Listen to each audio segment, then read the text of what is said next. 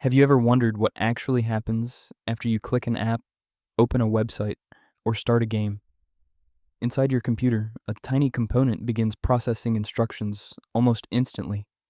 That component is called the CPU, which stands for Central Processing Unit. The processor is often described as the brain of the computer because it receives instructions, works out what needs to happen, and coordinates the other components inside the system. Think of your computer like a busy restaurant. The storage drive holds all the ingredients. The RAM provides the workspace, and the processor organizes the work that needs to be completed.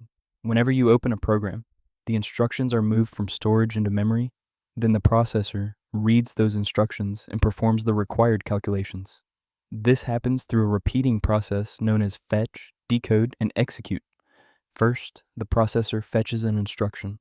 Next, it decodes the instruction to understand what it means. Finally, it executes the instruction and produces a result. This cycle happens billions of times every second. Modern processors also contain multiple cores. A core is like an additional worker inside the processor. A computer with several cores can handle more tasks at the same time, especially when the software is designed to divide its workload between them. You may also hear processor speed measured in gigahertz. A higher clock speed means the processor can complete more cycles each second, but clock speed is not the only thing that determines performance. The number of cores, the processor design, cooling, and the software being used can all affect how fast the computer feels. So how can you tell when the processor is struggling? Programs may respond slowly, games may stutter, the computer may become hot, or the cooling fans may run loudly during demanding tasks.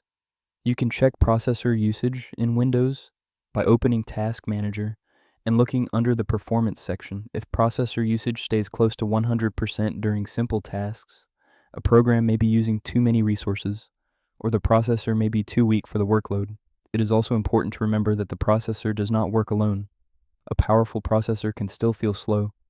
When the computer does not have enough memory, uses outdated storage, or has poor cooling, the processor handles instructions and calculations, while the other components provide the information and resources it needs. So here's the main idea. The CPU is the central processor inside your computer. It reads instructions, performs calculations, and coordinates the rest of the system. In the next lesson, we will explain RAM, the temporary workspace that helps the processor keep programs running smoothly. Follow 1 Week Hero and become competent in 7 days.